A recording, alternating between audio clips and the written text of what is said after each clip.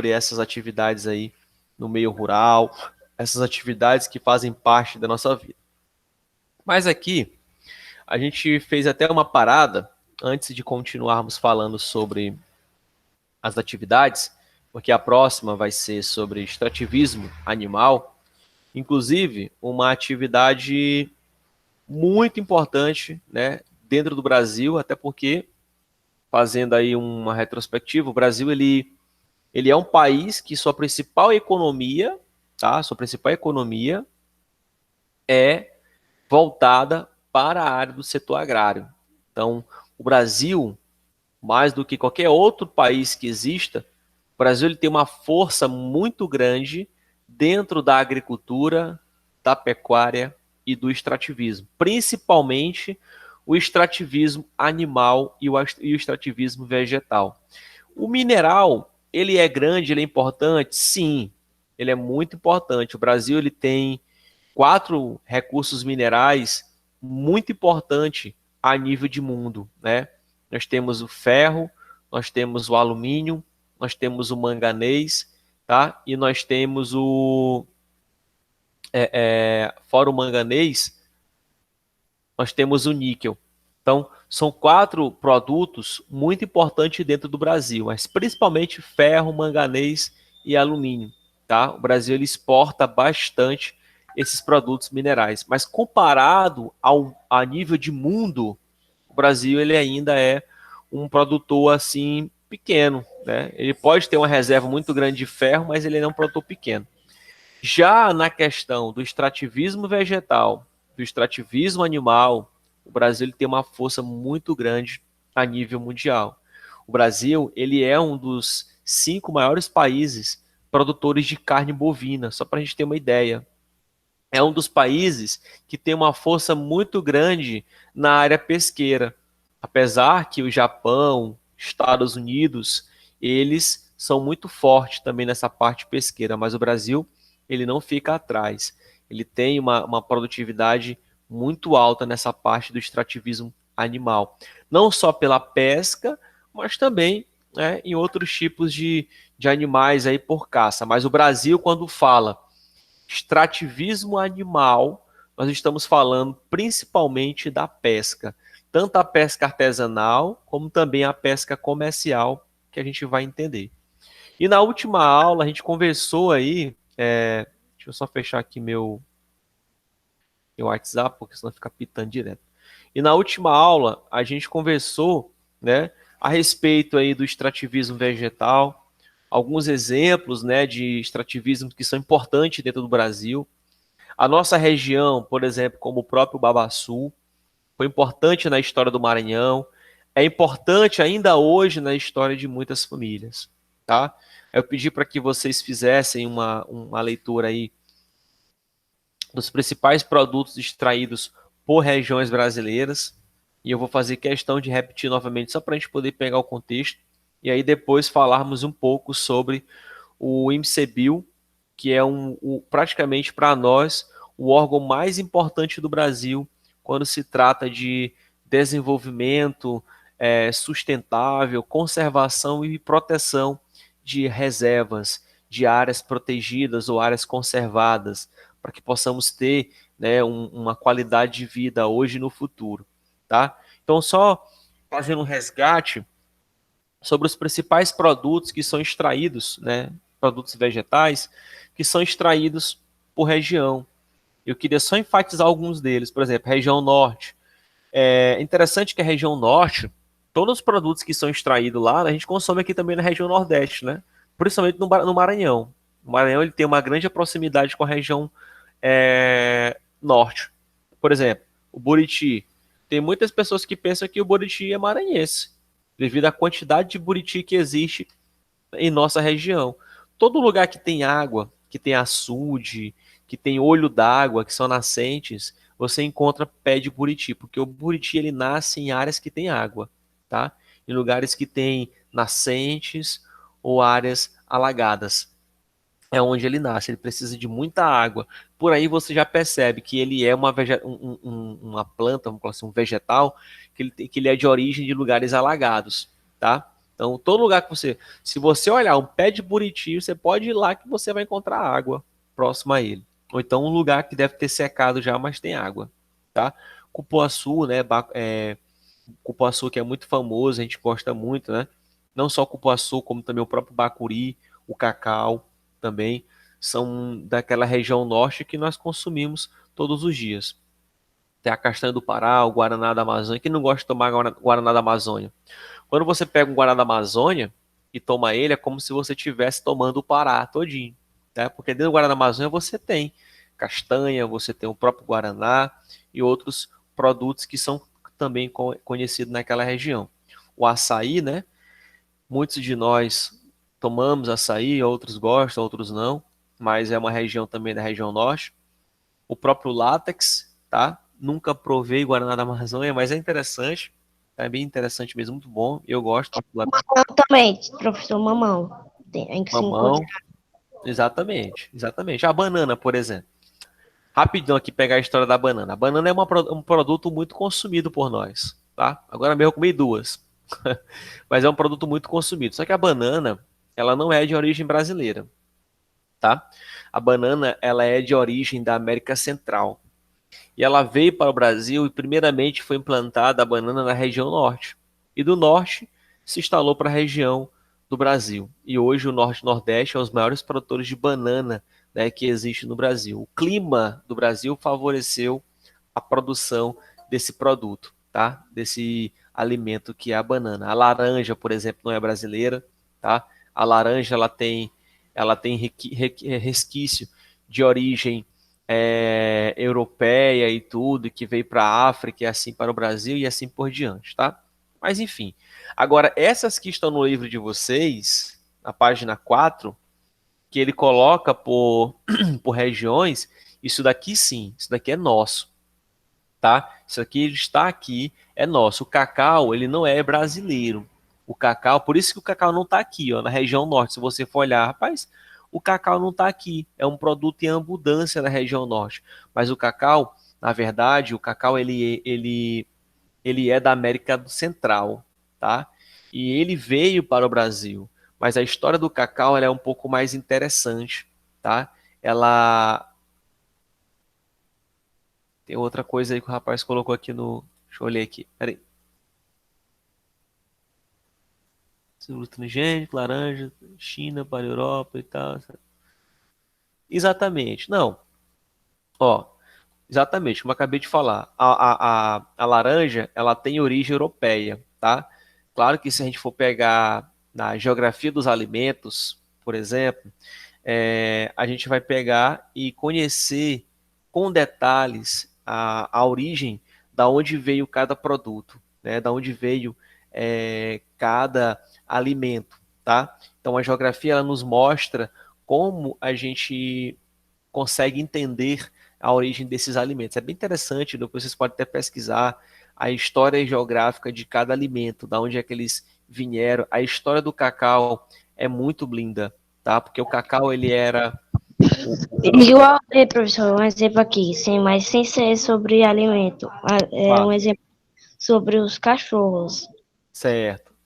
Que nem assim, tem alguns cachorros, que eu não me lembro quais são as raças, que vieram de outros países e vieram para cá. Aí juntaram esses cachorros com outras espécies e se tornaram as espécies conhecidas por hoje como o Pitbull. Exatamente. Todo mundo sabe que a origem desse tipo de animal, ela tem a origem dos cachorros lobos, né? Aqueles cachorros que vivem nas regiões polares. Esses animais, cachorros que vieram para o Brasil, na verdade, o Brasil, na verdade, não tinha nenhum cachorro. Essa é a realidade. Os cachorros que nós temos aqui têm origens variadas: chinesas, australianas, africanas, europeias, norte-americanas, tá? Então nós temos cachorros de diversas raças que vieram de diversos países. Por exemplo, o cachorro mais que está em alta, né, em Pedreiras hoje é um tal de Chow Chow, né? Inclusive eu tinha um e faleceu. O Chow Chow, ele é um cachorro de origem de regiões frias, tá? E a gente traz ele para cá, ele sofre bastante, porque ele tem muito pelo, então ele esquenta bastante.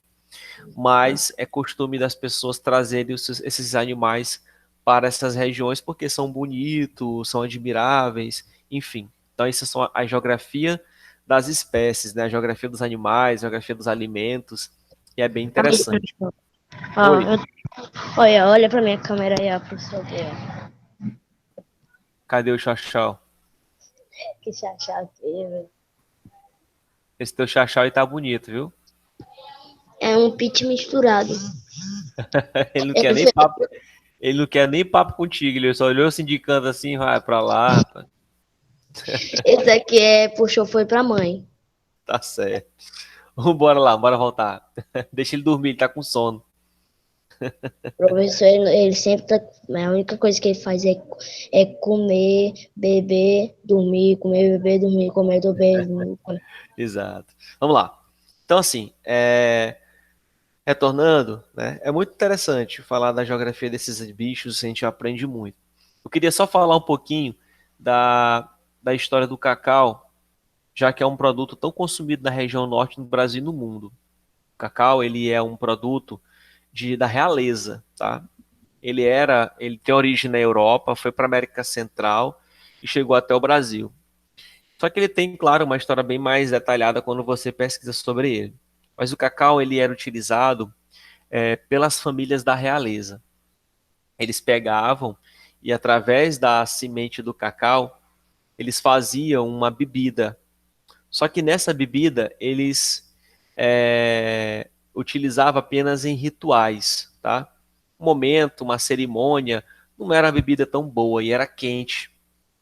E eles continuaram fazendo, era um ritual. Um certo dia, resumindo a história, um rapaz olhou a questão dessa forma como eles faziam o chá, né, essa bebida do cacau, e descobriram a questão através dos chineses e tudo mais, a questão do açúcar, né, chineses, europeus, que praticamente tudo vem dessa região, e a produção do açúcar.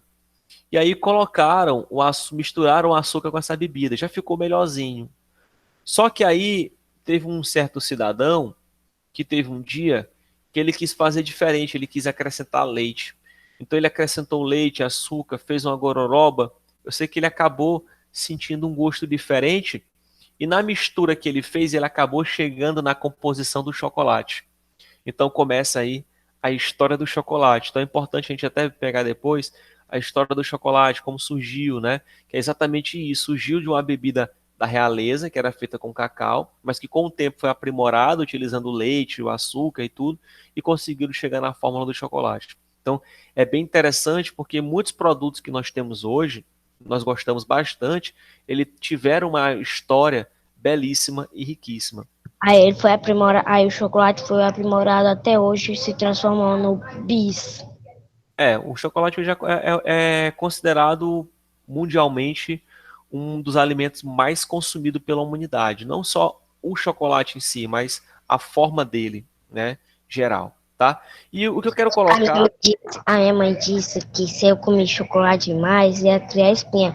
Por não é que ela tá falando a verdade, que uma espinha nasceu na minha orelha. tá certo. Então assim, ó, falando disso aqui que a gente está colocando para vocês, é interessante porque existe um departamento no Brasil chamado de MCBio, que era exatamente a leitura que vocês fizeram, chamado de Instituto Chico Mendes de Desenvolvimento e Conservação. O Instituto Chico Mendes, ele é um órgão que ele funciona em todo o Brasil, tá? Todas as reservas ambientais que existem no Brasil é protegida e controlada pelo Instituto Chico Mendes. O Instituto Chico Mendes, ele foi criado, como vocês leram lá, em homenagem a um seringueiro, né, que defendia a floresta, que defendia os povos nativos, que lutava por uma vida equilibrada, que lutava por uma vida melhor, né, em relação aí a esses povos aí que buscaram, né, promover uma vida com mais qualidade, tá? Então, o Chico Mendes, ele lutando pelas causas sociais dentro da região amazônica, ele trazia, na verdade, uma forma de lutar contra madeireiros, de lutar contra pessoas que infelizmente não se preocupavam com o bem-estar da floresta. E ele pensava diferente, tá? Porque ele buscava ter uma vida diferenciada. Olha só, em 88, aos 44 anos, era uma pessoa muito nova, né? O Chico Mendes, seringueiro e sindicalista, ele lutava para trazer uma vida melhor para aquelas pessoas que viviam na região das seringas, tá? Sindicalista porque ele era um líder do sindicato que lutava pelos direitos dos seringueiros. E foi assassinado no Acre, né, a mandado do fazendeiro Darly Alves. Darly Alves era um grande fazendeiro que basicamente derrubava, né, a vegetação para se criar pasto, né, para a criação de gado. E boa parte da vegetação do Acre era seringas. O Acre, pessoal, para quem não sabe, o Acre é o estado brasileiro com maior produção de borracha. E na história do látex, na história da extração do látex para a produção de borracha, o Acre foi o estado maior produtor. Até hoje é o maior produtor. E Chico Mendes vivia naquela região, a região do Acre, tá? Onde tinha maior concentração de seringa. E ele defendia para que esses fazendeiros, principalmente o fazendeiro Darly Alves, não derrubasse essas seringas, porque elas serviam de alimento para as famílias. As famílias precisavam dela para poder gerar suas riquezas, ter dinheiro para poder comprar os seus produtos para sobreviver, tá? Então Chico Mendes, aos 44 anos, em 88, ele foi morto por esse fazendeiro. O motivo do crime foi a atuação de Mendes na defesa do seringal Cachoeira, né, que Alves desejava destruir. Então Alves, ele queria destruir essa área, chamada de seringal Cachoeira. Por quê? Porque se ele destruísse essa área, ele teria mais pasto, né, para poder criar o gado, para poder fazer essas atividades. Chico Mendes não foi o único a ser morto por defender, né, a região amazônica, mas se tornou um símbolo de luta social e das defesas ecológicas. Então, devido ao ato de bravura de Chico Mendes, né, ele se tornou basicamente referência no Brasil, referência dentro dessa ideia de tentar proteger aquilo que deve permanecer para as futuras gerações, né, para proteger a natureza, proteger os animais, para que possamos ainda ter, né, esses produtos aí para a gente poder continuar sobrevivendo, ter o que respirar, ter o que nos alimentar e assim por diante. Então, pensando nisso, o governo federal, né, o Brasil como um todo, vendo a luta de Chico Mendes, né, os desafios que ele enfrentou, isso levou à sua vida. 2 anos depois do crime, né, o sindicalista foi homenageado com a criação da reserva extrativista Chico Mendes, com mais de 930 mil hectares, uma área muito grande, localizada no município de Rio Branco, né, em Capixaba. Então, Chico Mendes ganhou a sua primeira reserva ambiental em seu nome, a reserva Chico Mendes. 930 hectares, uma região muito, muito grande, né, aonde dentro dessa área se tornaria ali uma área de preservação ambiental, uma área intocável, uma área onde as pessoas não poderiam ter acesso, a não ser para fazer pesquisas, né, essas questões aí. Então, destinada, né, à exploração autossustentável e conservação dos recursos naturais renováveis por populares tradicionais, a reserva extrativista torna possível o desenvolvimento sustentável. Então, o que o governo fez? O governo e várias instituições que defendem essa área ambiental.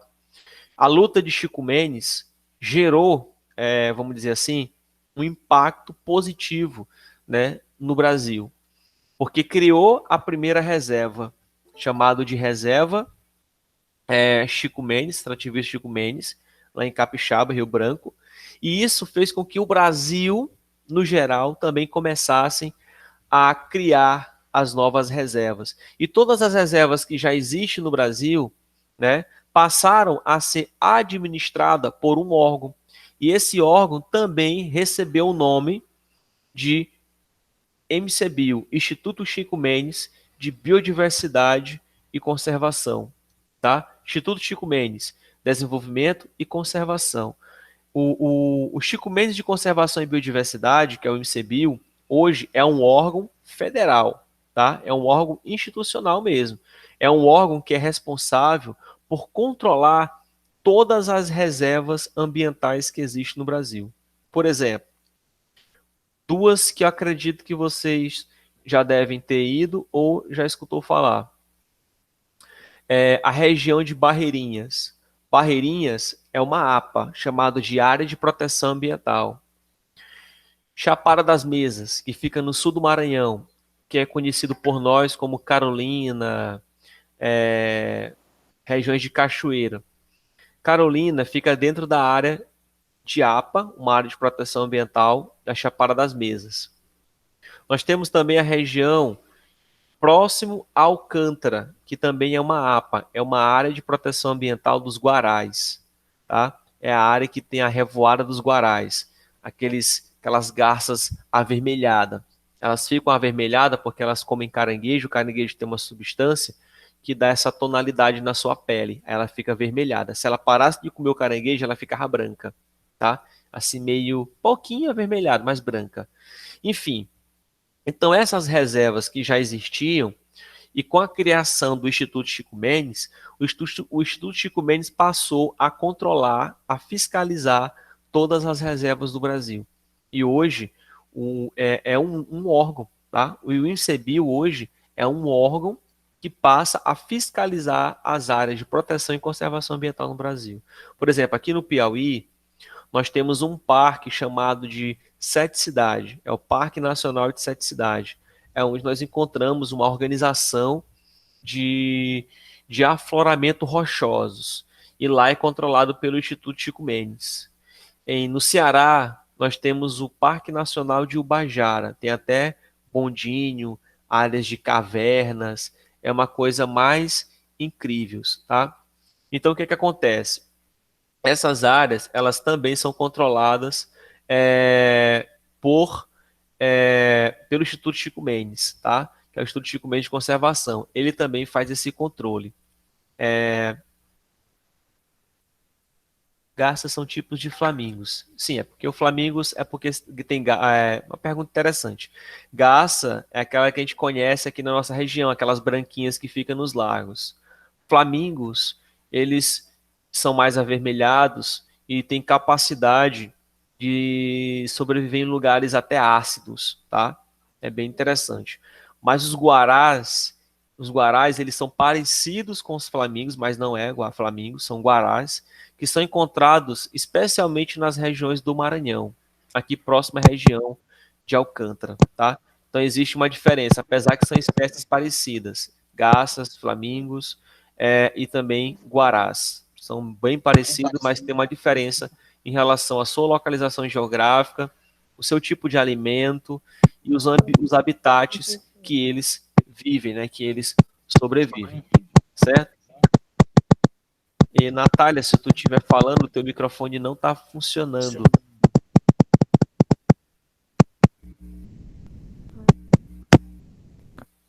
Vamos lá. Tem alguém que tá querendo... Oi. Então significa que se um flamingo comesse um caranguejo de cor diferente, por exemplo, um caranguejo das portuguesas, olha, já portuguesas que a cor dele é azul marinho, a cor dele é azul marinho. Então, como eu te falei, flamingo, guarás, garças, são espécies parecidas, mas de habitats diferentes. Os flamingos eles já têm outros tipos de alimento, eles vivem em regiões ácidas, os alimentos deles são bem mais diferenciados, tá?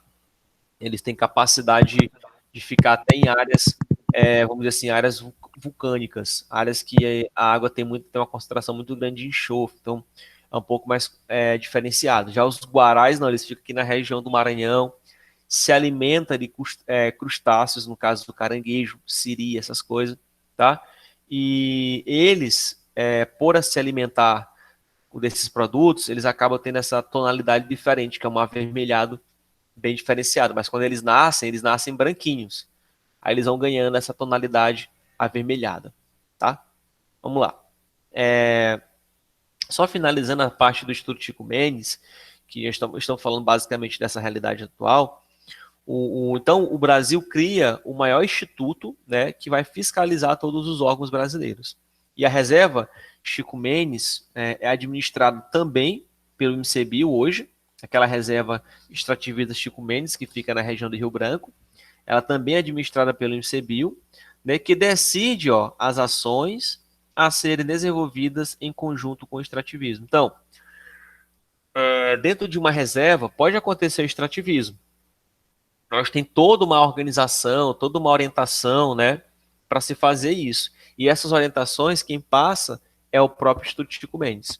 Quem já mora dentro da reserva pode extrair. Quem não mora dentro da reserva não pode, só se tiver autorização do Instituto Chico Mendes, tá? Então, ele fala assim, que a criação da reserva fez com que políticas públicas específicas para o extrativismo fossem criadas. Depois de toda essa história de Chico Mendes, da criação do Instituto do INCBio, da criação de novas reservas, né? Essa questão do extrativismo vegetal, do extrativismo animal, eles passaram a ser controlados, eles passaram a ser organizados pelo Instituto Chico Mendes. Então, se alguém perguntar o que é o Instituto Chico Mendes, é um órgão brasileiro que é responsável por acompanhar e fiscalizar as áreas de reservas ambientais. E eles também, e o Instituto Chico Mendes também determina como deve ser utilizado, como deve ser extraído os produtos dentro dessas reservas, tá?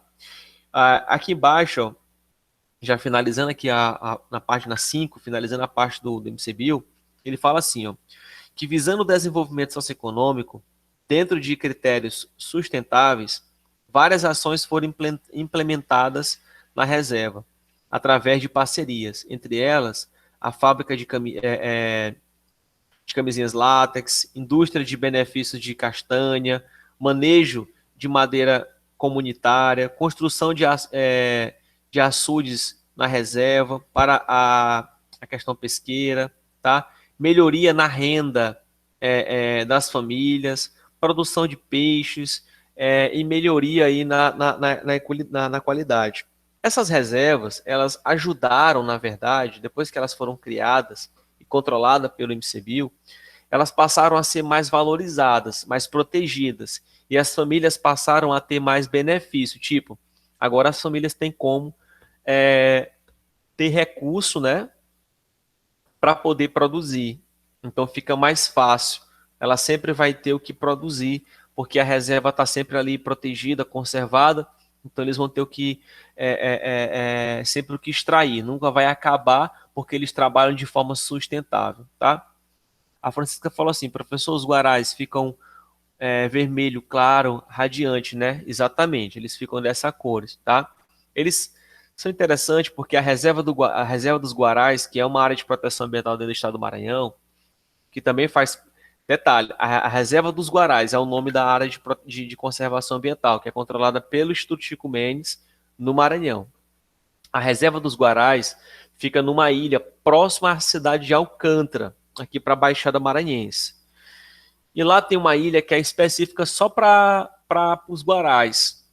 E os Guarais, eles saem de manhã cedinho dessa ilha e vão para outros lugares. Eles vão se alimentar, tá? Eles vão comer vários caranguejos, passam o dia se alimentando e assim vai. Quando dá no finalzinho do dia, eles retornam para a ilha, onde eles costumam ficar para dormir. Aí é chamada de revoada dos Guarais, porque é cerca de 200, 300 Guarais voando, retornando para a ilha. Então, a revoada é uma coisa linda, belíssima. Então, você observa eles retornando para a ilha. É muito Guarais, tá? Então, por isso que é chamado de revoada dos Guarais, devido ao retorno dele para a área de conservação ambiental que existe. A área de conservação ambiental é uma curiosidade, tá? Professor, quer dizer que essa área foi criada e falaram para os Guarais que era deles. Não, não é bem isso. É assim, Os animais, os guarais, eles escolheram aquela ilha, tá? Eles escolheram aquela ilha. Vou mostrar para vocês aqui, já já. Eles escolheram aquela ilha. É uma ilha presente, né? Com um monte de guarais. Um monte mesmo de guarais. Um monte. E o que que acontece? A partir do momento que uma determinada espécie escolhe um lugar para viver, as leis ambientais diz assim: se aquela espécie escolheu aquele lugar para sobreviver, então aquele lugar é dela, por direito. E mais de 500 guarais escolheram uma ilha para viver. Então, o governo foi lá e decretou que aquela ilha, porque os guarais escolheram, ela vai ser uma área de reserva ambiental. Então, é assim que a gente determina a criação de uma área de reserva. Por exemplo, a lei ela diz assim, que se um passarinho, por ter um filhote, por exemplo, no fio de alta tensão, num porte, a SEMAR pode chegar lá e tirar essa espécie de lá? Não, ele tem que esperar a espécie crescer para conseguir voar. Então tem que ter muito cuidado com isso daí. Ou então ela pode tirar e levar para um lugar apropriado, sem danificar aquela criação natural. Guarais, eu vou mostrar para vocês aqui. Ó. Deixa eu capturar minha tela. Vocês vão lembrar. Estão olhando minha tela? Já estão vendo aqui que do lado tem as fotos deles? Responda aí. Estão conseguindo ver minha tela? Perfeito. Eu vou abrir agora. Ó. Esse aqui são os guarais, tá?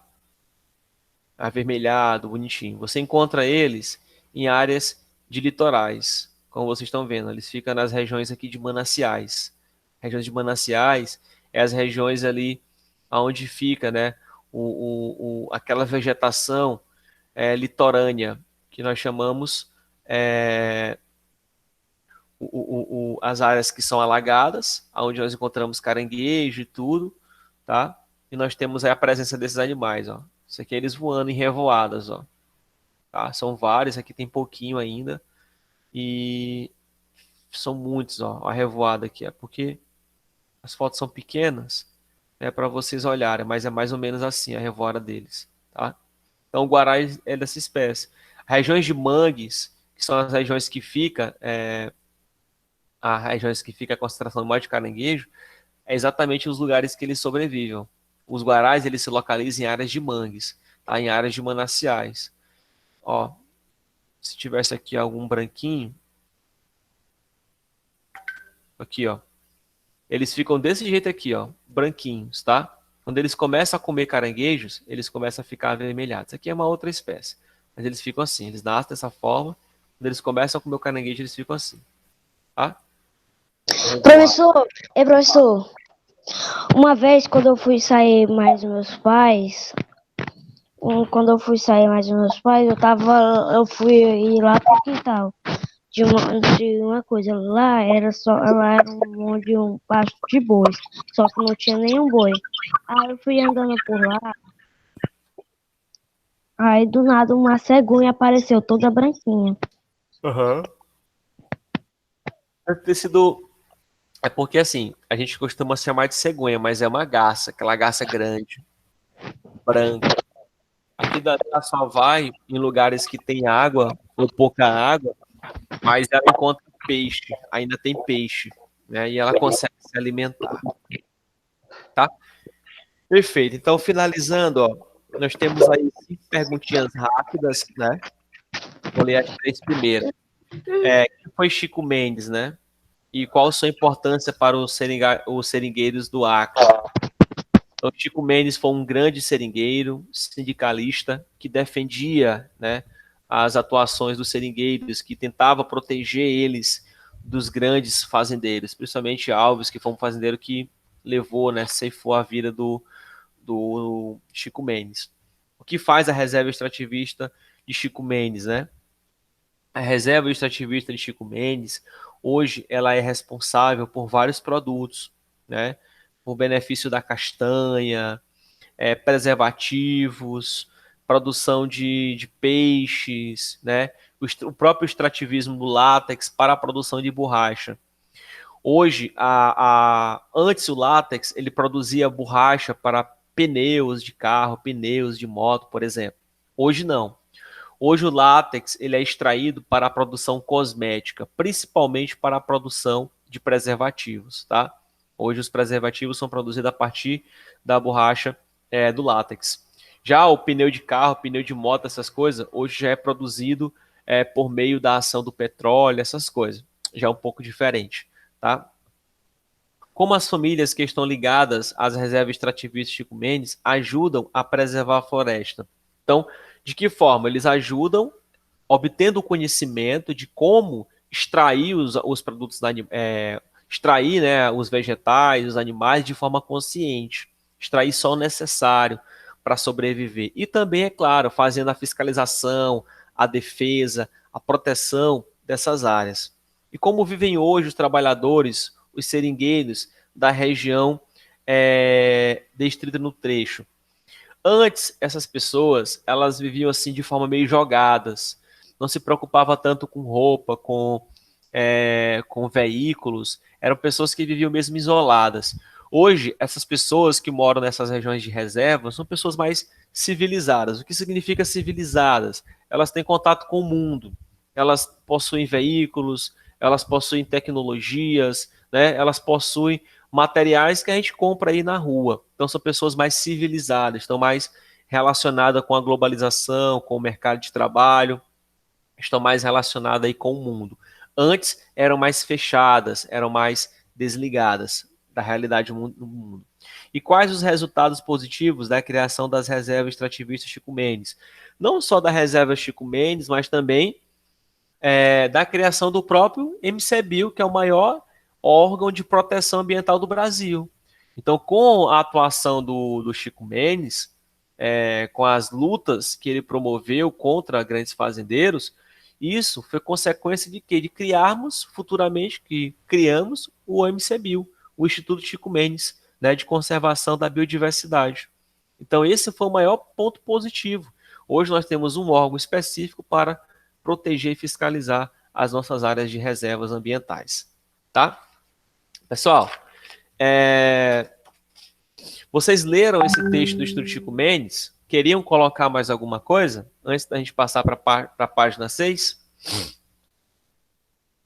Algo que chamou a atenção de vocês quando vocês leram essa página aí?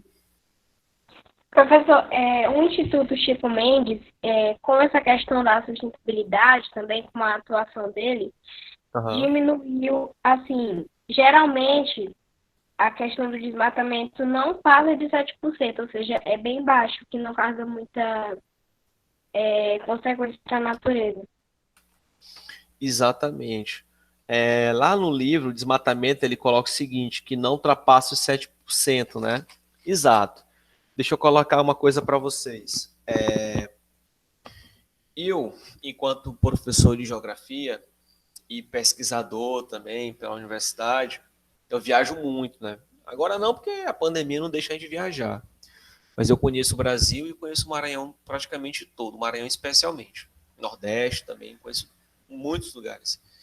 E eu faço parte de atividades relacionadas ao Instituto Chico Mendes, aqui na região do Piauí. E o que a gente percebe é que depois da criação das áreas de proteção e de conservação ambiental, houve uma melhoria no controle de queimadas, no controle de desmatamento, no controle de caça predatória. Que caça é essa? As pessoas que querem matar, por exemplo, uma onça pintada, uma onça que está em perigo de extinção, né? Por exemplo, o que aconteceu recentemente em nossa região aqui de Lima Campos? O pessoal mataram uma onça pintada, né? A onça pintada, ela é de origem amazônica ou pantaneira. Ela tem essas origens de regiões equatoriais. Mas...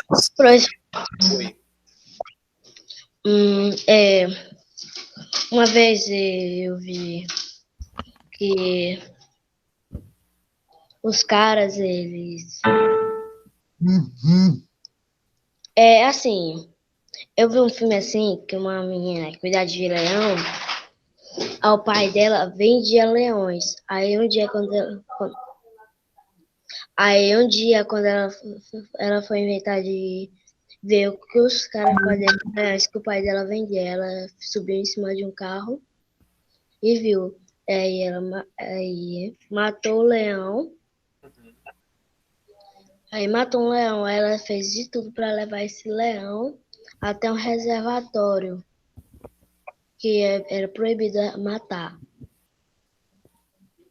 Entendi. Pois é. Então, essas reservas, elas ajudam nisso daí, entendeu?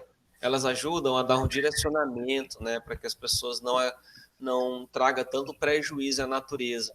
As reservas também contribuem mais de como a própria, deixa eu olhar bem, a própria, deixa eu olhar bem aqui, ó. A Maria Eduarda colocou que a quantidade de pessoas que são ajudadas, né? Mais de 10 mil pessoas que recebem ajuda. Também são pessoas que foram valorizadas. Então, as reservas ambientais, hoje, ela tem uma função muito grande em relação às pessoas que vivem do extrativismo, tá? As pessoas que vivem do extrativismo, foi algo positivo a criação dessas reservas, porque só assim valorizaram, né, a questão dos seus recursos, das suas necessidades. Por exemplo, vocês podem até pesquisar depois, chamado Lei do Babaçu Livre. Anotem aí e pesquisem sobre isso. A Lei do Babaçu Livre. O que significa isso? Que toda pessoa que depende do babaçu para sobreviver, independente da propriedade ser privada, o cara lá tem um monte de terra de uma pessoa, independente dela ser privada, a pessoa que é quebradeira de coco, ela tem direito de entrar sem pedir permissão, de entrar na terra dessa pessoa para poder fazer a coleta do babaçu. Tipo, eu sou um grande fazendeiro, eu tenho um monte de terra, dentro das minhas terras tem um monte de babaçu. Aí tem uns 10 quebradores de coco que moram próximo à minha fazenda. Aí eles querem coletar o coco, eles querem ir lá para catar o coco e depois quebrar e produzir amêndoa. Eles precisam pedir para mim para entrar na minha terra? Não. Até porque eu já tenho ciência que existem essas pessoas próximas às minhas propriedades. E eu sei que existe uma lei chamada Lei do Babaçu Livre, né, que ampara essas pessoas, que autorizam ela a ter liberdade para entrar nessas terras e fazer e coletar o coco. Elas têm liberdade para entrar na terra e coletar o coco, não para fazer outras coisas. E aí elas podem trabalhar. Então, é uma lei que também foi criada justamente para poder proteger essas pessoas, para que elas tenham liberdade para poder fazer o trabalho delas. E, ao mesmo tempo, proíbe os fazendeiros de fazer a derrubada dos babaçu mais antigos, aqueles grandes, tá? Eles proíbem. Acontece deles derrubarem, é só o que tem. Não dá para um órgão fiscalizar tudo. Não dá para o Instituto Chico Mendes fiscalizar tudo. Depende também da consciência das pessoas, né? Depende muito. Mas existe a lei, que é proibido derrubar palmeiras já antigas, palmeiras que produzem muito babaçu, porque elas vão servir de alimento para as comunidades tradicionais que precisam ainda do coco, né, para quebrar e extrair a amêndoa, tá? Então, a parte aí interessante, tudo isso está ligado, pessoal. Tudo isso que eu estou colocando para vocês, que vocês já falaram, está ligado a essa questão aí das criações, das áreas de proteção, das áreas de conservação, para ajudar as pessoas, né, para que possamos ter ainda uma natureza equilibrada. Olha só, queria também que vocês entendessem o significado de dois nomes. Vocês podem até anotar no livro de vocês. O que é conservação e o que é preservação. É importante a gente saber o significado desses dois nomes, tá? Vamos lá. Quando eu falar conservar e quando eu falar preservar. Olha, não compartilhe a tela de vocês, tá? É só parar a apresentação. Clique em parar a apresentação. Olha, é esse filme aqui que eu assisti, ó. Esse aqui, tá vendo? Ah, tá. Menina de... Sim, esse filme é muito bom, eu recomendo ele, já assisti. Perfeito. Muito bom mesmo, viu? Um filme excelente. Assisti, O Menino Leão. Até no final. Vamos lá. Então, assim, recomendo esse filme, tá? Recomendo mesmo. Anotem no livro de vocês o que é conservação e o que é preservação. Vamos lá. Conservar é eu poder conservar uma área, utilizar ela, mas de forma sustentável. Preservar é eu preservar uma área, mas eu não posso utilizar nada dela. Ela fica intacta, ela é preservada, ela não pode ser tocada. Conservada, eu posso tocar nela, eu posso utilizar ela, mas de forma sustentável, extrair dela só o que é necessário. Quando é preservado, eu não posso extrair nada, eu não posso utilizar nada. É da natureza, eu tenho apenas que preservar ela, ninguém vai poder tocar nela. Vou dar exemplos, tá? Exemplos de conservação e preservação. Veja só. Um homem chegou, por exemplo, e criou uma área de proteção ambiental. Então, significa que nessa área ninguém vai poder entrar nela. Ela é uma área de proteção. Tudo que tem nela vai ficar lá. Se tiver fruto, vai crescer, cair, apodrecer. É tudo da natureza. A única coisa que ainda pode acontecer são pessoas que pesquisam, que estudam a natureza, eles ainda têm direito de entrar nessas áreas para poder.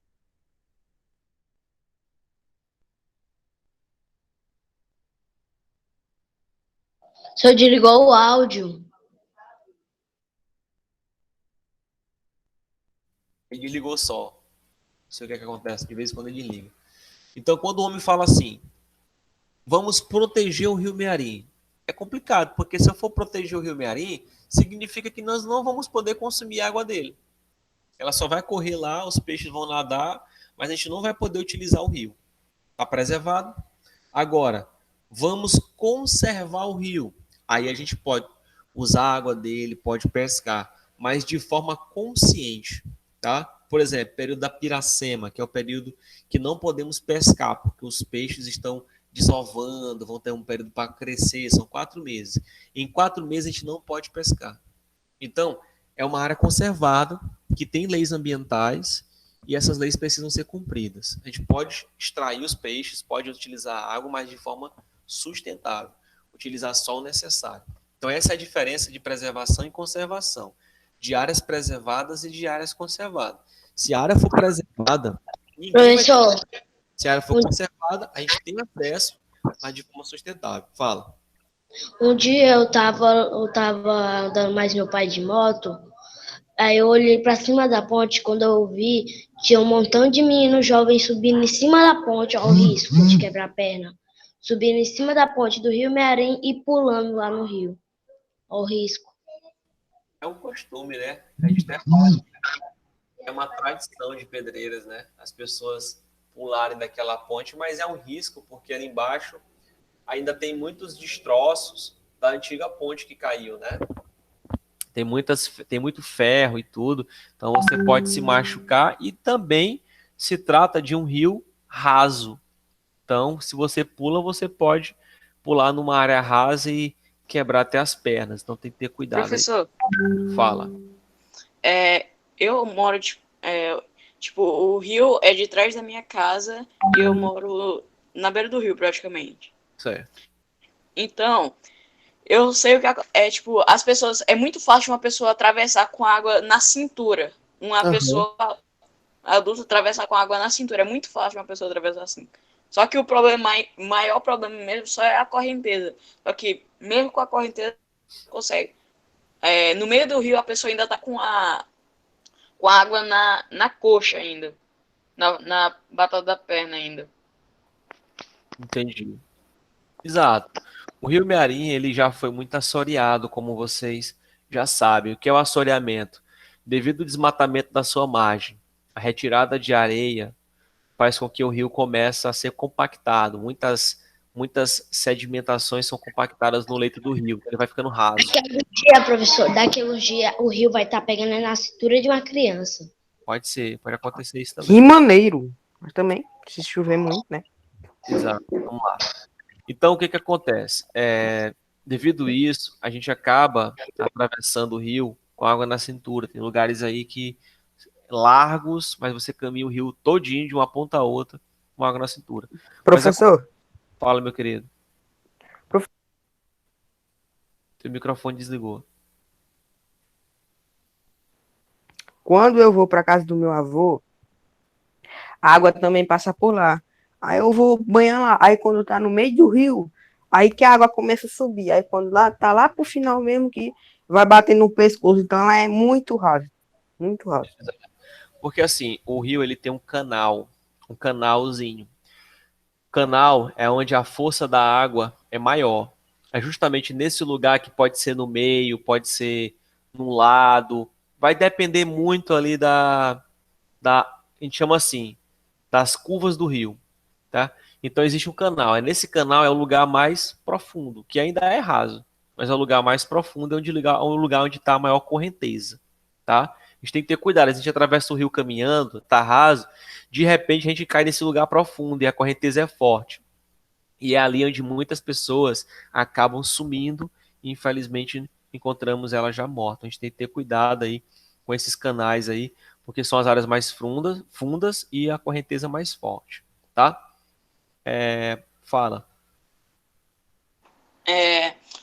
Pro rio encher é muito fácil, mas para ele secar é mais fácil ainda, porque, por exemplo, o rio passa a noite todinha chovendo, chega naquele tijolinho que fica na casa, aí passa meio dia sem chover, o rio volta praticamente pro mesmo lugar.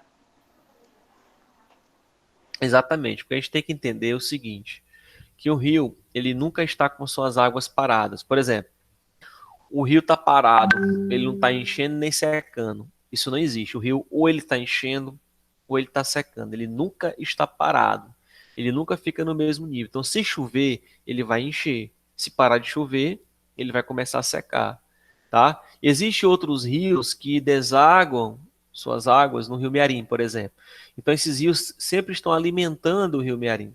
Então, ele sempre está enchendo ou secando, enchendo e secando. Ele sempre está oscilando, ele nunca está paradinho, tá? Isso nenhum rio nunca vai estar parado, ele sempre está enchendo ou secando, a gente não percebe tanto. Quando a gente vai perceber é no período de chuva, que chove muito, aí enche muito e ao mesmo tempo seca muito rápido. Professor, fala. A gente é um costume aqui da nossa família fazer O microfone. Aqui na nossa família é um costume quem é Irene Bezerra aqui?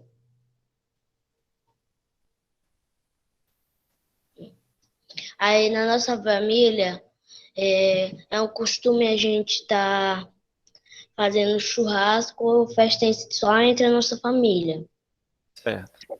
Aí teve um dia que toda a nossa família foi para um rio. Aí chegamos lá, o rio tava, o meu primo disse que na última vez que ele veio naquele rio, o rio estava muito alto. Aí quando nós chegamos lá, o rio estava muito baixo, tava pegando na cintura do meu osso, quase chegando na costela. Entendi. Normal. Aí para chover, tinha lá, aí tinha uma mini cachoeirazinha lá. Aí nessa cachoeira a correnteza era muito forte e também era muito perigoso pular naquele rio, de barriga ou de sentado, por causa que no meio desse rio tinha duas pontas, da correnteza, a da calma e a das pedras. Esse das pedras não podia pular, porque se pulasse ia quebrar a perna ou se cortar ou ia quebrar alguma coisa do corpo, porque que lá era cheio de pedra. Eu se machuquei muito lá, mas depois sarou rápido. Entendi. É assim mesmo, normal. Então vamos lá. Só para a gente poder finalizar essa parte do nosso livro, tá? Para a gente poder iniciar aí um outro conteúdo. Na página 6, fala do extrativismo animal. Já falamos bastante sobre isso. O extrativismo animal ele está relacionado ao extrativismo, né, sobre caça e pesca. Os dois principais extrativismos que existe é a caça e a pesca, tá? A nível de Brasil, o principal é a pesca. Existem outros países do mundo que a caça é a principal, principalmente países que os recursos hídricos são escassos, tá? Regiões congeladas, regiões da Austrália, por exemplo, a região do Nordeste aqui brasileiro, por exemplo. Então, regiões que os rios, os recursos hídricos são mais escassos, predomina a caça, tá? Já nas regiões que os recursos hídricos são em abundância, predomina a pesca. A nível de Brasil, tanto a caça como a pesca, elas são bem elevadas, mas a pesca é a principal.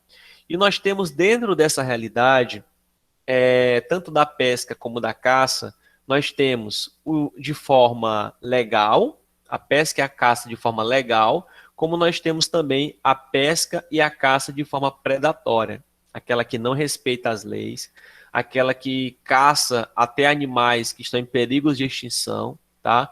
Aquela que pesca em períodos errados, por exemplo, o período da Piracema não pode pescar, é proibido, as pessoas vão lá e pescam, pegam os peixes cheio de ovos, tá? E isso é um crime ambiental.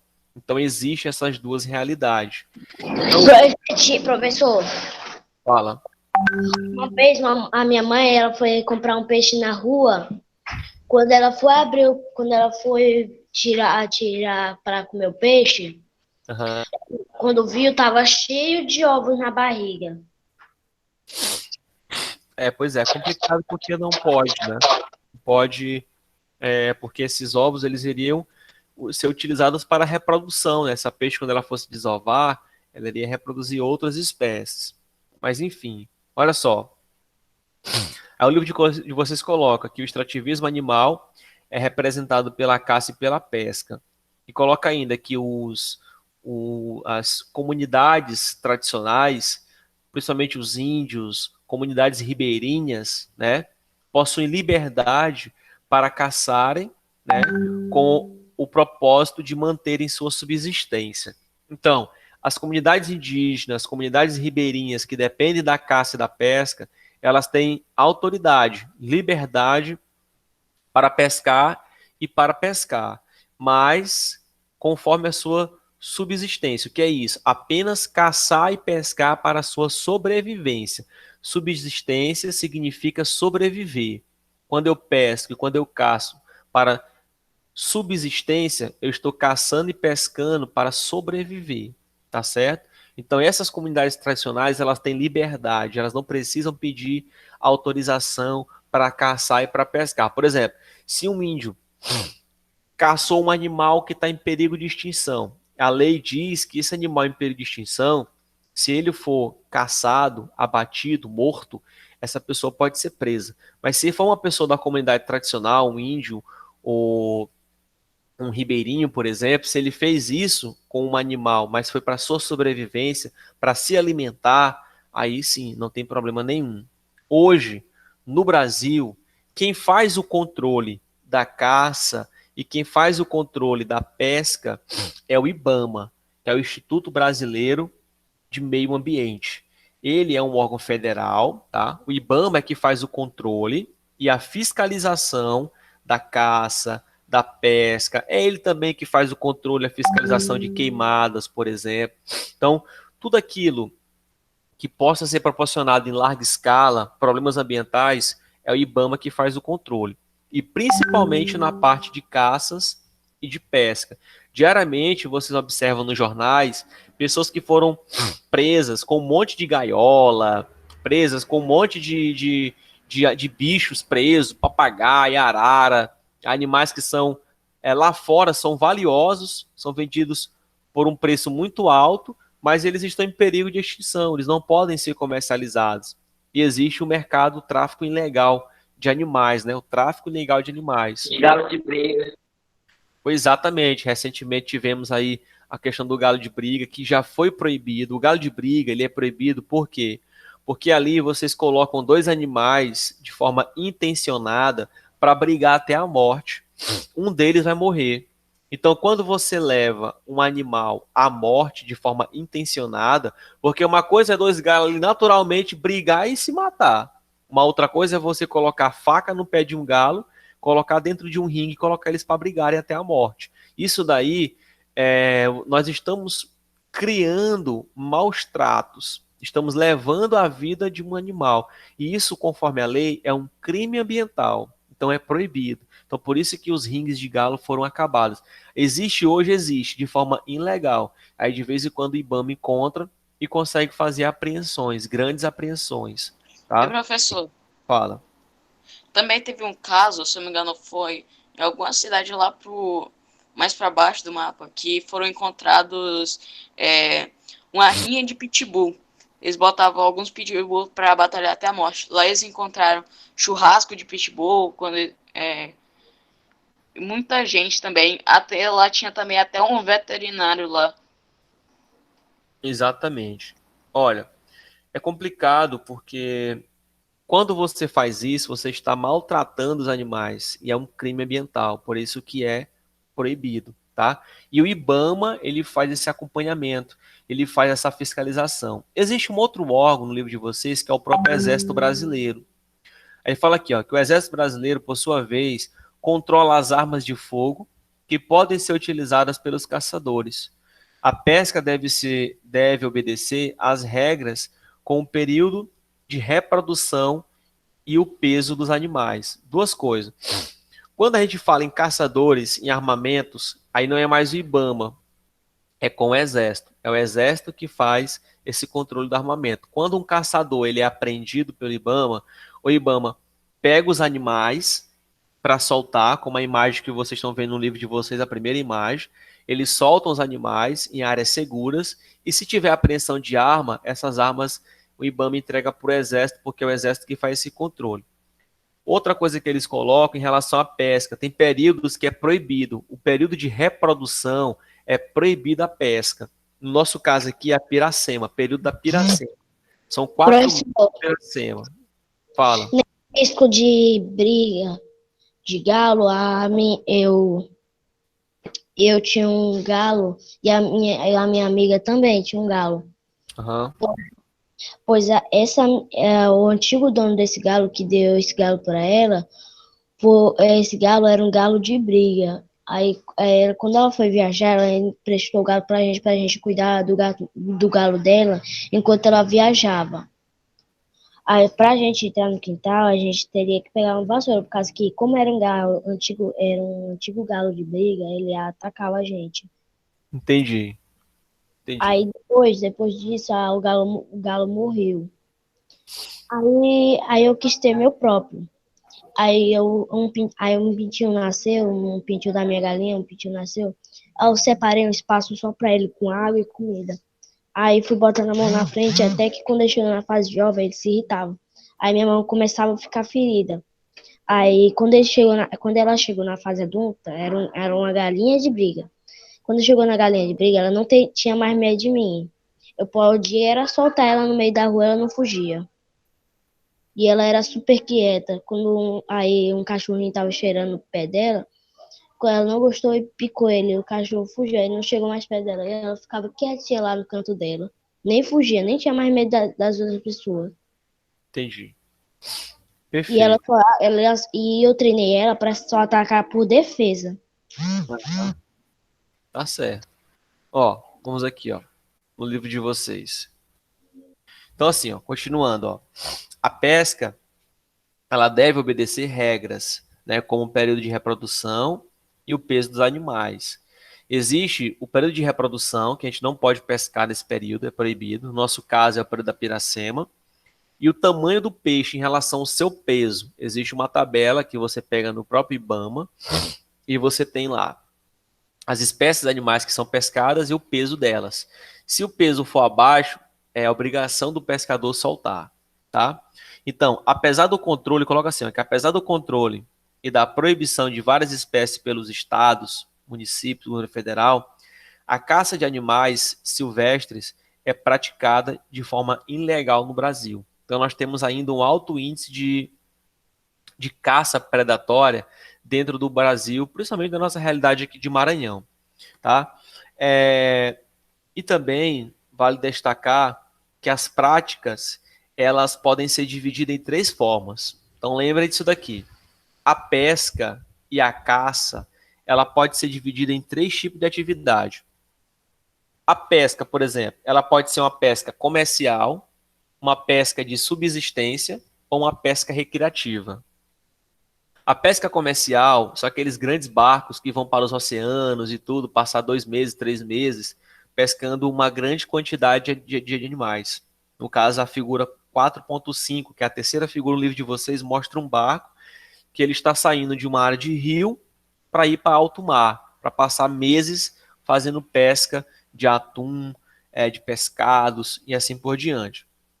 A pesca de subsistência é chamado também de pesca artesanal. É aquela pesca feita por pescadores que procura apenas se alimentar, produzir uma renda, né, vender aqui no mercado. É a pesca que a gente está acostumado. É essa segunda foto aí, onde tem os pescadores em cima de uma canoa, mexendo com as tarrafas, tá?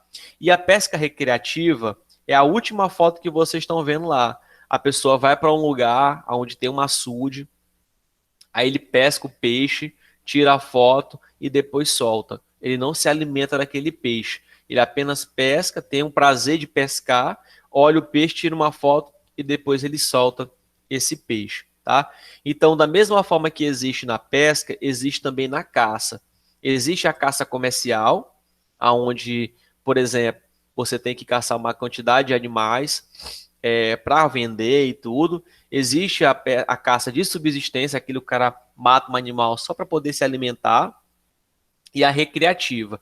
A caça recreativa, essa é proibida, tá? Só funciona se for com armas não letais, tranquilizantes, essas coisas. Mas a caça mesmo, ela não é, ela é proibida. Você não pode chegar e matar um animal por esporte, apesar que isso existe, mas é considerado como uma atividade ilegal. Existe no mundo, em vários lugares aí do Brasil também, apesar que isso é ilegal, tá? Se for pego, as pessoas são presas e respondem processo, né? E tem que pagar a multa. Beleza. Aí o livro de vocês, ele finaliza assim, ó, que a pesca ocorre em rios, lagos, lagoas, estuários. Para quem não sabe o que é estuários, é o final do rio, aquele local que começa a entrar em contato com o mar, enseadas e baias, que são aquelas áreas mais abertas, próximo ao litoral, tá? E também nas áreas de praias e até em alto mar, que é a pesca comercial. Perfeito.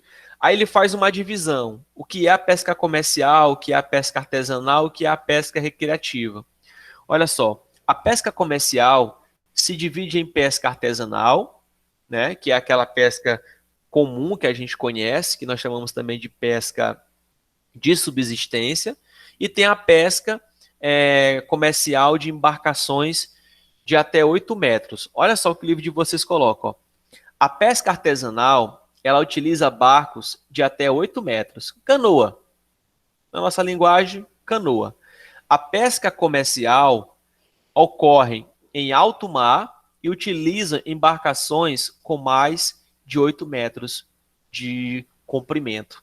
Tá? Então, existem as duas diferenças para uma pesca artesanal e pesca comercial. Artesanal ocorre em rios, áreas mais próximas, com embarcações pequenas, canoas, jangadas e assim por diante. E a comercial ocorre em regiões de alto mar, com barcos acima de 8 metros. E a recreativa é comum os pescadores, após capturar o peixe, devolvê-lo para o seu habitat. O objetivo de soltura é permitir que o peixe cresça para que ele aumente a população. Então, nesta modalidade de pesca, que cresce muito no Brasil, é necessário que o pescador tenha alguns cuidados básicos para não matar ou ferir o peixe. Até mesmo o tipo de anzol, o tipo de ração, essas coisas que ele utiliza, é diferenciado na pesca recreativa. Não machuca o animal, mas eles conseguem ter, né, uma atividade bem tranquila. Eles conseguem trabalhar perfeitamente, tá? Então aqui a gente finaliza essa parte, né, do extrativismo. Daqui a pouco eu vou mostrar para vocês o próximo conteúdo. Mas antes de finalizar, eu queria mostrar um infográfico que ele fala sobre reservas da biosfera. É bem interessante, queria que vocês prestassem atenção nele, porque ele vai trazer para nós uma visão bem legal. Eu vou compartilhar aqui minha tela para vocês visualizarem.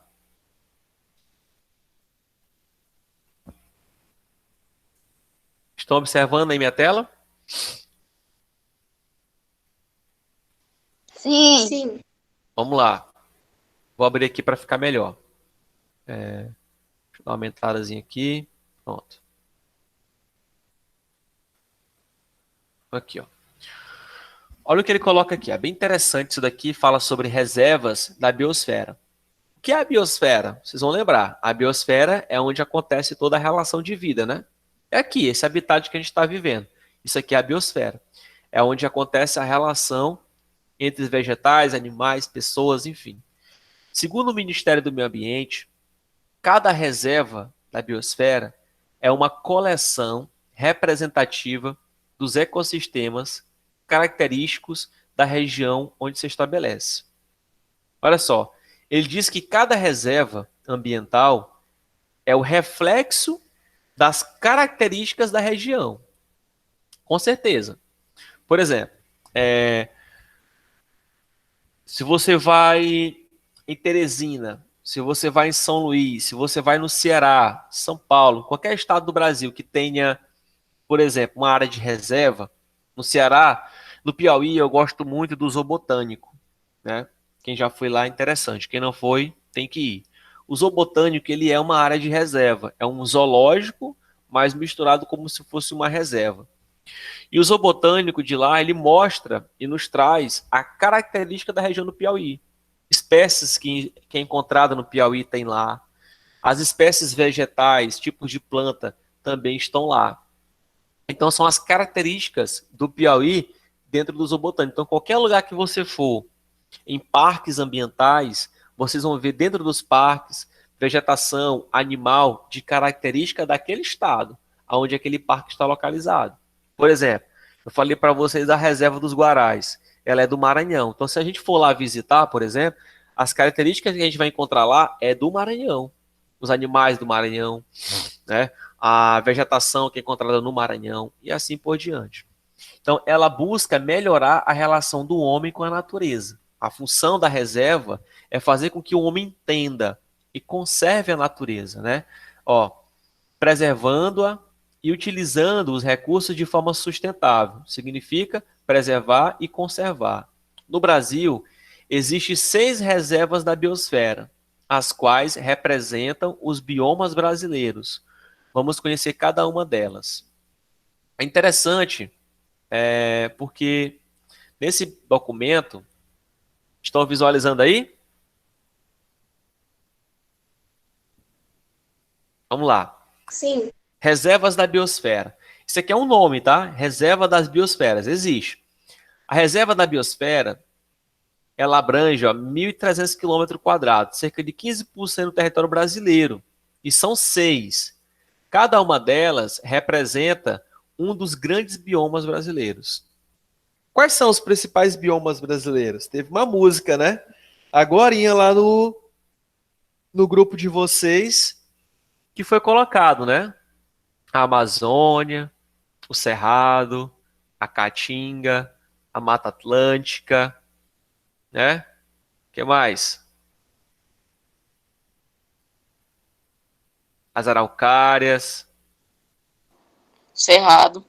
Cerrado também. Floresta de Araucária. Pampas, Pantanal. Pantanal. Enfim. Essas reservas da biosfera, elas representam 6 biomas brasileiros e cada uma apresenta as características daquele africano, pessoal. Bioma africano. O bioma. Bora lá. Acompanhe aí, ó. A Amazônia Central é uma reserva da biosfera. A Amazônia Central representa a região amazônica, o bioma amazônico. Foi reconhecida em 2001 e possui uma área de 19.806.132,25% de hectares. É uma área incrível, muito, muito grande, tá? E é uma área que conserva a identidade da Amazônia, em termos de animais, em termos de vegetais, plantas, enfim. E é uma área que nós temos aí. A Amazônia Central é das reservas da biosfera. O outro, nós temos o Cinturão Verde da cidade de São Paulo, tá? Coloca aqui, ó, parte da RB da Mata Atlântica, da reserva da Mata Atlântica, porém com identidade própria devido às características peculiares do entorno de São Paulo. O Cinturão Verde da cidade de São Paulo foi umas rodovias que foram criadas, estão vendo aqui, ó, umas rodovias suspensas, e abaixo delas fica a Mata Atlântica, uma Mata Atlântica que ainda é preservada, que ainda é intocada, tá? E criaram essas rodovias suspensas justamente para não ter que alterar esse ecossistema, esse bioma. Então aqui é a Amazônia e aqui é a Mata Atlântica, tá? Cinturão Verde de São Paulo e Amazônia Central. Vamos lá. Aqui está a localização delas, ó. Vou até diminuir mais um pouquinho aqui. Opa. Ó, aqui está a localização dela. O Cinturão Verde, né, da região de São Paulo, e a Amazônia Central. O outro que nós temos é o famoso Pantanal, tá? Professor, mas o Pantanal está tão próximo da Amazônia. Tá, nós temos o Pantanal principal na região de Mato Grosso, mas ele também chega até um pouquinho à região da Amazônia. Mas nós temos que lembrar que não estamos falando do Pantanal em si, nós estamos falando de uma reserva, uma área protegida. E a reserva do Pantanal, ela fica aqui, ó. Lá abrange os estados do Mato Grosso do Sul e uma pequena parcela do Goiás, tá? É uma área muito grande. O Pantanal ele pega praticamente toda essa área e nós temos uma área de reserva, que é do Pantanal, reserva da biosfera. Outra é a do Cerrado. Está presente no Distrito Federal, Goiás, Tocantins, Maranhão e Piauí. Lembrando que estamos falando do maior bioma brasileiro, o Cerrado. Genuinamente brasileiro, né? A nossa identidade enquanto Brasil, tá? O outro é a Mata Atlântica, tá? Que abrange uma área com cerca de 35 milhões de hectares, que possui cerca de 15 estados brasileiros. Claro, professor, mas lá em cima só mostrou o Cinturão Verde da cidade de São Paulo, que também é uma área de reserva da biosfera. E nós temos a Mata Atlântica, que é um outro bioma importante e que faz parte também dos nossos ecossistemas. E a Caatinga, né? Abrange 10 estados, ocupando uma área de 139.990 km². É considerado aí o terceiro maior bioma, né? Porque nós temos a Amazônia, enfim. Tá. Então, pessoal, esse resumozinho aqui, ele só mostra pra gente aonde está localizado as 6 reservas da biosfera. Cada uma delas representa um bioma principal do Brasil, tá? Os biomas que realmente faz nosso Brasil ser diferenciado. E dentro dela, se você visita, você encontra as espécies endêmicas. O que são isso? O que são espécies endêmicas? São espécies que só existem nessas áreas. Tipo o lobo-guará, por exemplo. No caso, o cachorro, o gato do mato, que a gente chama, né? Ele é específico e encontrado só na região do Cerrado. E assim por diante. A arara azul, por exemplo, ela é de característica da Mata Atlântica, apesar que você já vê ela na região amazônica e no Pantanal. Mas ela é exclusiva da Mata Atlântica, migrou para o Pantanal e depois migrou para a região amazônica.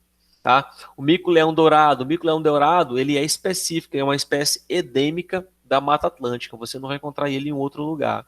E assim sucessivamente. E professor? Fala, meu querido. Professor, a arara azul foi extinta, não foi? A arara azul, ela não foi exatamente extinta.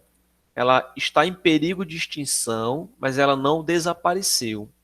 Existe um projeto, eu não lembro qual era o país, que levou algumas espécies de arara azul, criou, elas cresceram, reproduziram e trouxeram ela para o Brasil. E hoje ela existe no Brasil. Ela está em perigo de extinção. Ela não foi extinta. Inclusive, do meu lado aqui, meu vizinho aqui tem uma arara azul. que ela estava até meio doentada, ele comprou ela, trouxe e está cuidando. Mas ele tem uma arara azul, então significa que ela não está extinta, ela está em perigo de extinção. Mas ela já foi muito ameaçada, muito caçada, né? E ela é uma espécie muito cara no mercado negro, vamos colocar assim. Mas ela ainda está em força, crescente, reproduzindo. E dentro dessas áreas de reserva é onde existe o controle delas. As reservas elas também foram criadas justamente para isso.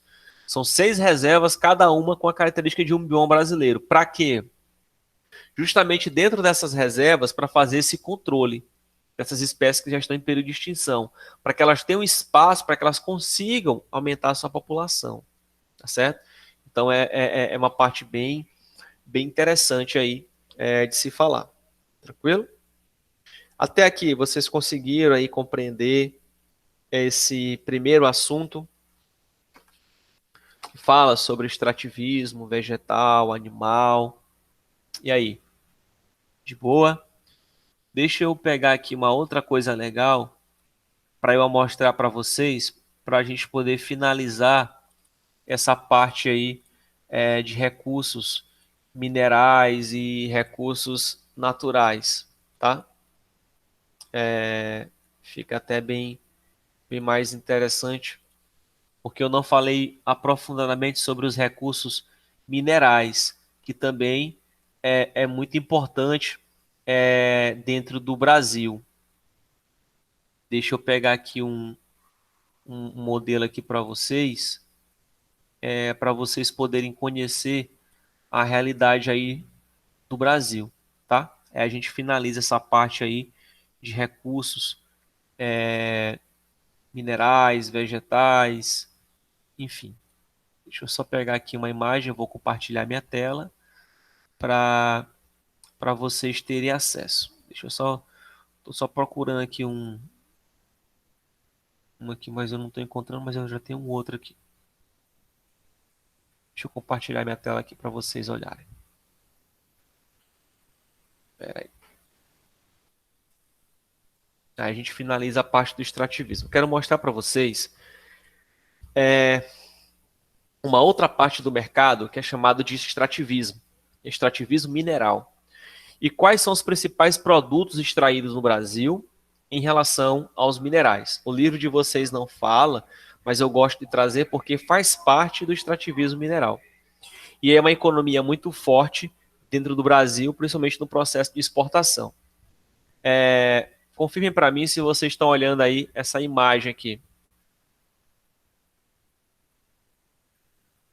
Estão olhando?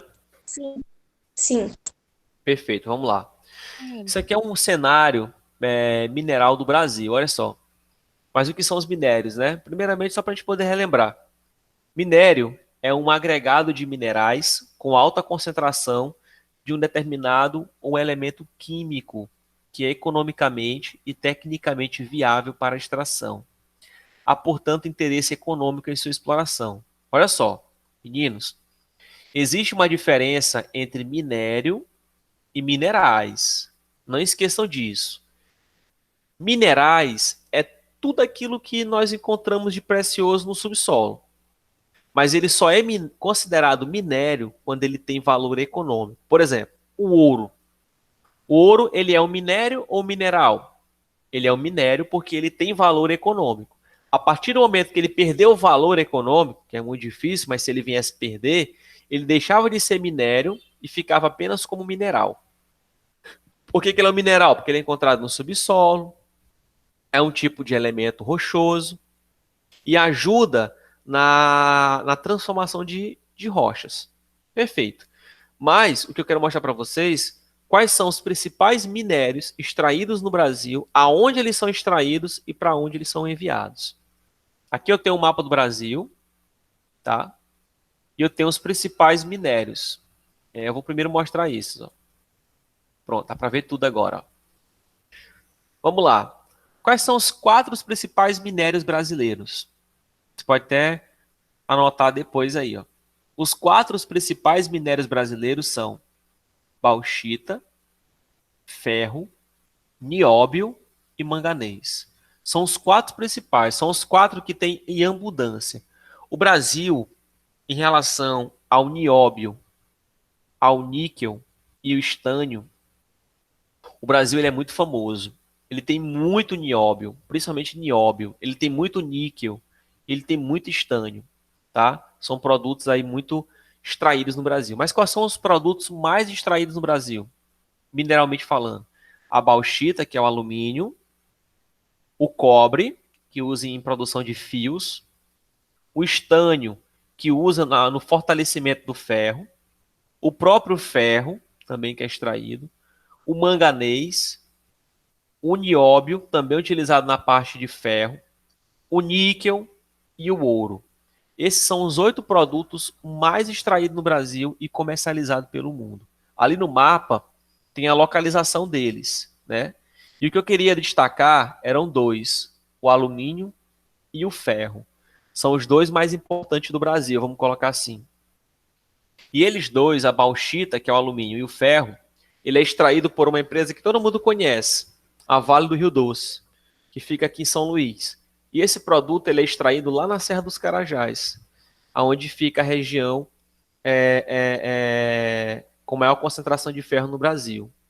E também tem uma outra área chamada Serra do Navio, que fica dentro da região amazônica, que lá é extraído a bauxita, que é o alumínio.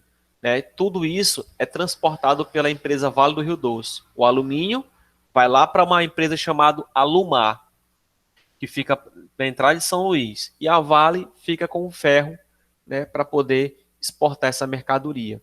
Tá?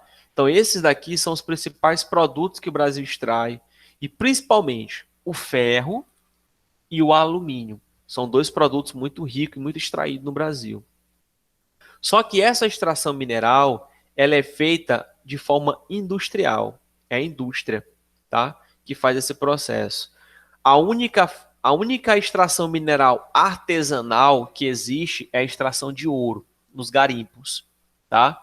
Hoje acontece muito na região norte, na região ali do Suriname, Guiana Francesa, que liga ali com o Brasil, tá? E hoje é muito forte ainda. Quando se fala em extração mineral artesanal, nós estamos falando da extração do ouro, tá? Mas os outros produtos minerais são todos extraídos de forma industrial. Vai falar? Professor, o que aconteceria se a gente se numa mineração aqui no Maranhão, se uma pessoa tivesse passando e encontrasse um novo tipo de minério, o que aconteceria? Se esse minério tivesse valor econômico, quando a gente fala assim, valor econômico, ele tem que ter benefícios para a indústria. O mineral, ele só se torna minério quando ele tem benefícios econômicos. Tipo, nós encontramos um novo minério e esse minério ele é muito bom para a produção de peças de automóveis, por exemplo.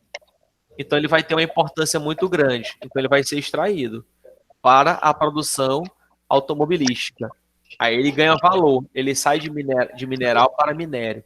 Aí ele vai ser montado uma indústria para poder extrair esse mineral aí que a gente encontrou, tá? Mas a nossa região ela não é tão rica nessa questão mineralógica. Nós somos mais ricos em petróleo. Isso tem uma outra história que a gente vai trabalhar depois. Pessoal, finalizando nossa aula, eu queria disponibilizar aqui para vocês a partir da página 8, tá? Vamos lá. Vocês vão ter aí uma atividade para resolver, tá? Quem já resolveu, perfeito.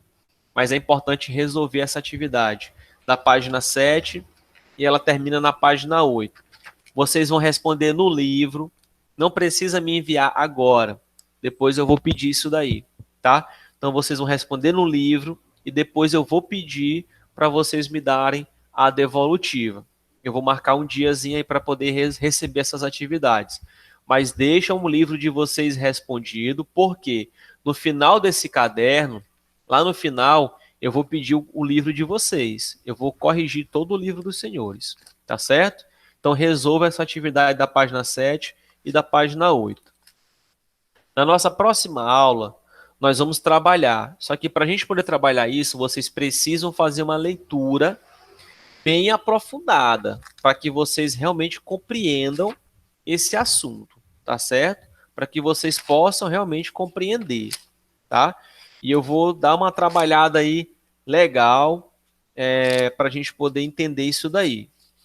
Veja só, na próxima aula nós vamos estudar da página 8, que inicia a importância da atividade agropecuária no Brasil. Vamos trabalhar a página 9, que fala sobre a estrutura agrária brasileira.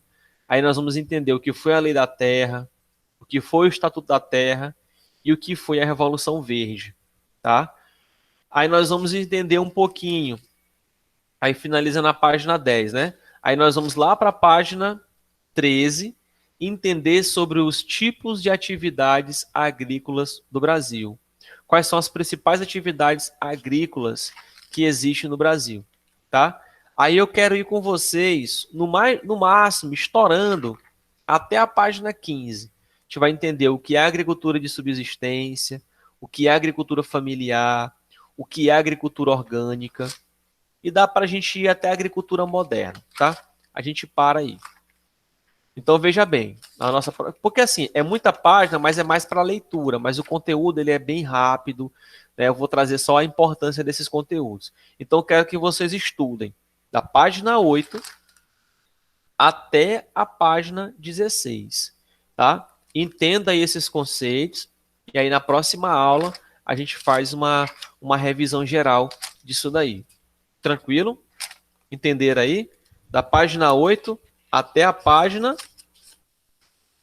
16, né, para vocês fazerem uma leitura, porque quando for na nossa próxima aula, a gente vai entender como a organização da agricultura brasileira, né, de como é que a agricultura brasileira ela é organizada, o que é agricultura orgânica, o que é agricultura familiar, o que é agricultura moderna, o que foi a Revolução Verde, o que é o Estatuto da Terra, o que é todas essas questões aí que a gente vai trabalhar, tá? Perfeito? Tranquilo por hoje?